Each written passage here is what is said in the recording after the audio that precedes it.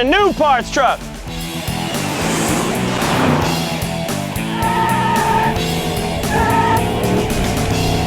Hey, welcome to the shop, man. In here, we care about only one thing, and that's ground-pounding muscle cars, baby. Yeah, you might have seen us tear apart the Challenger and the crate Camaro, but we've got a problem that needs to be dealt with. Yeah, and that problem is our current parts truck, because, man, I mean... It's tragic. Yeah, it's bad. And this is what we've been using. We really need a new parts runner. And this is what we got, 78 El Camino. We got this hot little number from a guy who ran out of steam and couldn't finish it, so we're gonna make it our parts truck. It's already been given a lot of attention. Nice straight bodywork, fresh paint, and a nose and hood from Honest Charlie's. Today, we're gonna start putting this thing back together. We're gonna make a more reliable and, more importantly, a more powerful parts truck. Now, when we got this baby, it had no engine in it, no transmission, so we decided to get the Ramjet GM Performance Parts 350. Look at his serpentine setup. It's a factory item. All the accessories bolt right up. Not to mention, this thing makes 350 horse, and it's a tick under $5 grand. You gotta love it. And behind it, we're gonna install this, the 4L60E. E stands for electronic. And now don't get your drawers all wadded up, because it's no harder to install than any other transmission, especially thanks to this, the GM Performance Parts Standalone Control Module. Here's a tip for you on these G-bodies. This back chassis bolt hole can be a bit of a pain to get a nut on. You take a piece of tape, put it on your wrench. Put your nut in, now it doesn't go nowhere. And all you do is slide it in this access hole and bolt it down. Yo, Jared, give me a hand with this hood, man. All right. Hey, 2 things to remember when you're popping the hood off. Always keep your hand behind it so that it doesn't get into the windshield and break it. And mark the hinges is gonna make it a lot easier when you're putting it back on.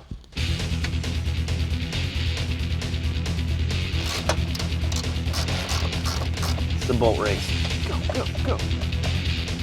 Oh, done. Time. Me. Okay. Actually, let's go right here. Up here? Yeah, because it's a little bit wider out. Oh, this way yeah, you know yeah, the yeah. hoist won't hit it. Good call. You want? Yeah. I'm liking that. All the way up? Yeah, it's gonna be so good. There. All right, here we go.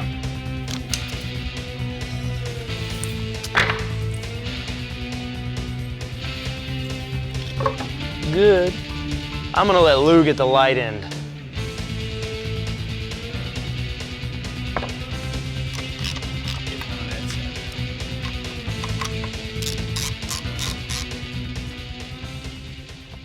Another tip when you're putting your transmission in is get a tailstock plug because it's gonna keep all your fluid from leaking out onto the ground.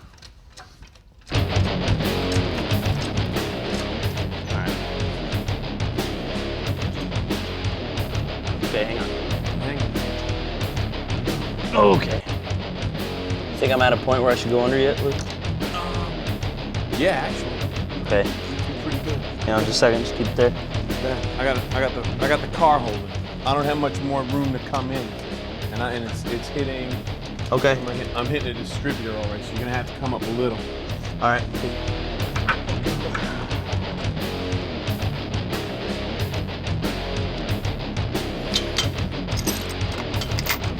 All right, coming out. Move it out. Now that we've got this engine and tranny installed, we can put on the rest of the stuff so we can hear this baby run. Next step, the headers. Now before we can install these permanently, we need to find a good place for the O2 sensor. Trade you for some bolts. Well, I got a spot here. do you? But it might end up going over there.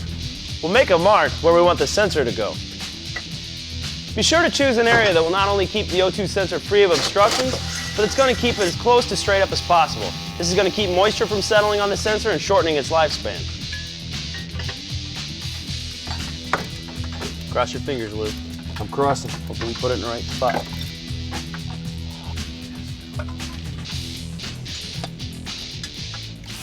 Man, this thing looks good. Hell yeah, it does.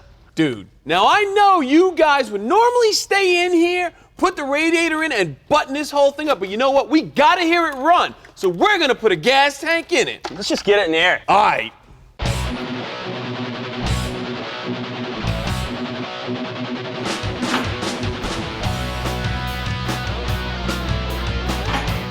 Before we install this tank from Rock Valley, it's going to be a good idea to attach everything we need so we don't have to do it once it's in the car. And don't forget the thread sealer, because there's no sense in risking a gas leak.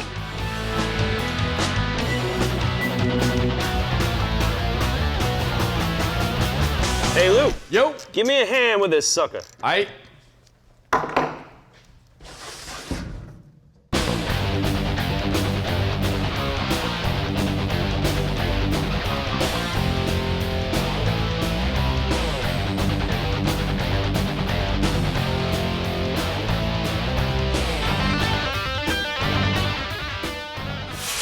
Man, these rubber strips was a pretty good idea, Lou. Yeah, you don't want metal on metal. Man, we were one step closer to hearing this thing fire up. Yeah!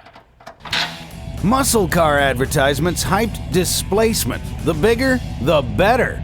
But one car advertised a smaller engine than it actually had. In 1969, Chevy bored its turbojet big block out to 402 inches, but wisely continued marketing the Chevelle SS with the model name that made it famous. If it seems to move you from there to here like that, you're in a 1969 Chevelle SS 396. Try one of the 4 new SS 396s. You'll be an instant believer. Chevelle SS 396 in the sports shop at your Chevrolet dealer's sports department.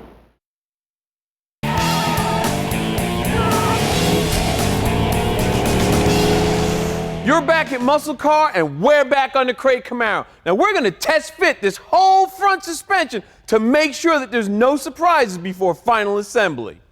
To make it easier to see, we're gonna take this fender off.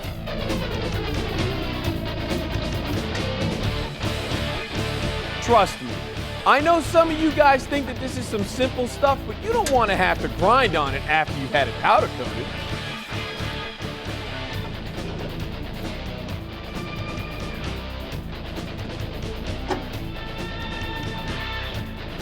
Now I know this front end is flashy, but beneath all that glitter, there's a lot of function. Take this rack and pinion system. It not only works easier, but it saves you much more space than the stock steering box. Lou. Yo. Give me a hand with this. Aight.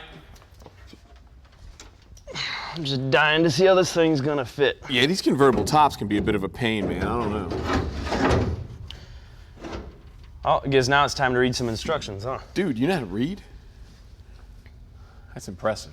You know, it's hard to believe that this bracket holds the whole convertible top in place.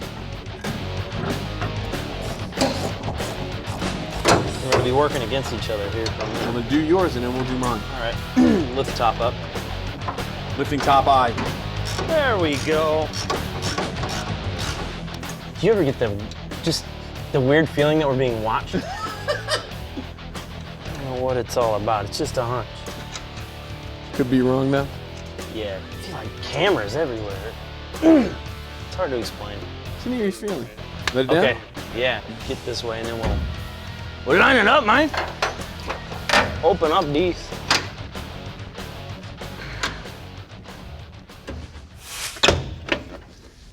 Now's the best time to make sure this top's gonna fit right, because if it has any surprises in store for us, we can cut, grind, weld, or do whatever it takes before we gotta worry about hurting the paint on this thing. It's important to make sure the top fits correctly, because on a convertible, the glass depends on a good fit. One more thing you'll want to check is the windshield frame. 43. If it gets bent during shipping, it's gotta be fixed. What do you think? Dude, I'm impressed, man. This whole thing's fitting pretty good. And hey, guys, this may look like a lot of work, but you're gonna want to test fit this stuff. And trust us, it's gonna save you a lot of time and headache in the long run. Let's drop the top on this thing. Coming up later, we'll lay down the law with the Pontiac GTO Judge.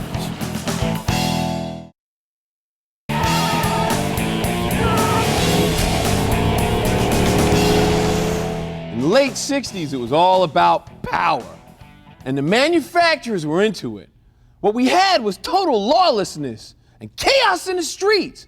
What we needed was some law. And Pontiac supplied us with the Judge. MuscleCar Flashback. This week, the 69 GTO Judge. In 1964, Pontiac built America's first real muscle car. They threw out the rule book and dropped a 348-horse V8 in their mid-sized Tempest. The new GTO was an instant hit. By year's end, 75,000 goats were roaming the streets and looking for trouble. 5 years later, with the muscle car wars raging, Pontiac upped the ante with a new GTO model. The name may have been inspired by Laughing's "Here Come the Judge, Here Come the Judge," but this brash new Orbit Orange muscle machine was all business. Pontiac's new A-body featured the flexible Endura nose-piece that shrouded a blacked-out grille and hidden headlights. The long hood had two functional hood scoops that rammed cold air into the engine to help raise RPMs, monitored by the hood-mounted tack. The profile was also aggressive with Judge decals, belt-line stripes, and wide polyglass rubber on factory mag wheels. And the short deck lid carried an imposing 60-inch fiberglass airfoil that at speed made about 100 pounds of stabilizing downforce. Speed was literally on tap thanks to the 400 cubic inch Ram Air 3 V8 with standard D-port heads. The big bore Pontiac delivered a hefty 366 horses. But the real output was more than 400.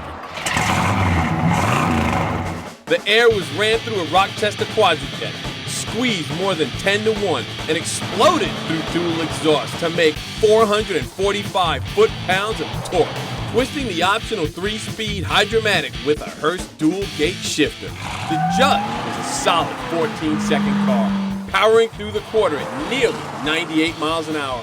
The term Ram Air and Judge became synonymous. Well, the Judge was the first time that a Ram Air was standard on a car. Pontiac, it was always an option, but it's the first model that Pontiac ever had where the Ram Air system came with the car. It was not an option, it was part of the package.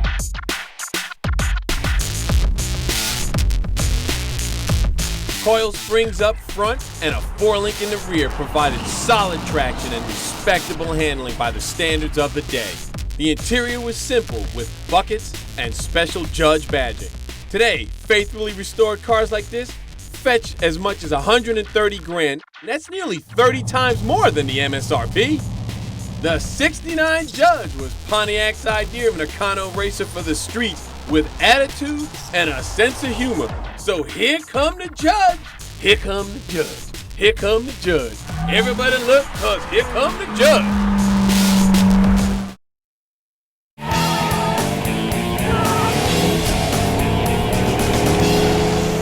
Welcome back to MuscleCar, about ready to fire up our project Camino. We installed the fuel tank, so the next thing on the list is our fuel lines.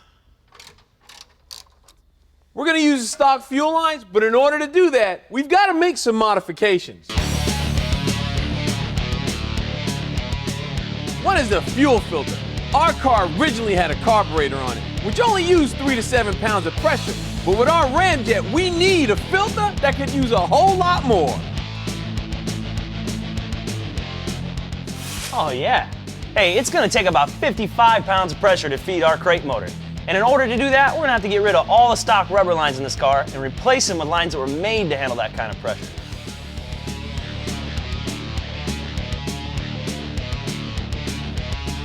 You ready to bring this thing down? Yeah, let's do it. All right. Coming down. Now, with fuel injection, you got a pressure side and a return side. Now, we're gonna make hard lines that'll connect our engine to the rest of our fuel system. In order to hook up these hard lines, I'm using AN fittings, and I'm using this universal flaring toolkit. Now, I know it's a little pricey, but man, it makes life a lot easier. Keep our engine looking clean, I'm gonna weld this hard line directly to the fuel rail. This is gonna take a lot of extra fab work, but in the end, this thing's gonna look a whole lot better.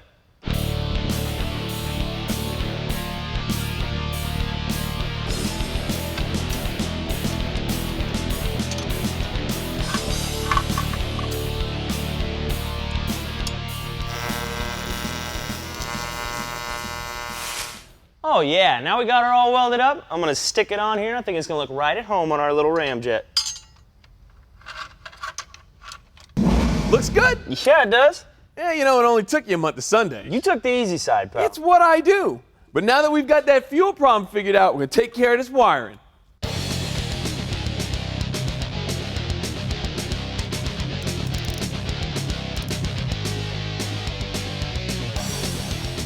Well, guys, here we are, the moment of truth. The one thing that you gotta remember before you fire this thing up is turn on the key, make sure that there's no fuel leaks, because that fuel is under pressure. You don't wanna have an accident. Hey, also check all of your vacuum ports, especially the unused ones. This is gonna make sure this thing idles right after startup. Oh yeah! Oh yeah! Good job, brother! Dude, now I'm excited to go shag parts in this thing. Soon enough, you'll be seeing us beating the snot out of this thing. Hell yeah. Let's hear it again, man. Hit it. Go ahead, hit it.